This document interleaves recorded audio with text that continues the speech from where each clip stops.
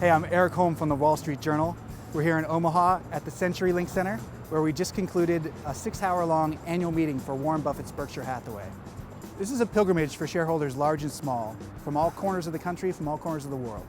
They come to hear Warren Buffett and Charlie Munger talk about investing, the economy, and the world. And this year they heard about 3 really important topics: Coke, Bank of America, and dividends. The thing about Coke is he decided to abstain in a vote on the company's executive pay package.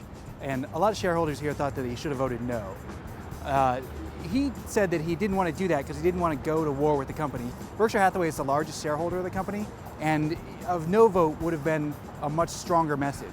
He thought he made his point, he worked behind the scenes, and he's predicting that now the company will change the pay package after the fact. So a lot of people sat up in their chairs when Buffett started talking about Bank of America. Bank of America a couple of weeks ago had to walk back their plans to raise their dividend and buy back shares because they had discovered an accounting error in the way they calculated their capital ratios. Now, Buffett said this didn't bother him one iota, and he expressed full support for the CEO, Brian Moynihan, and he said that he's very happy with his investment in the bank. Now, Berkshire's got a lot of cash sitting around, right? And some shareholders want them to start paying a dividend. Buffett's never paid a dividend. He's been adamant that he never, ever is going to pay a dividend as long as he's alive. It's been a very vocal group of people who wanted to pay a dividend, and no one's never quite sure how big that group was. It turns out that according to this vote that they took today, it's very, very small. It's probably about 2% of the shareholders.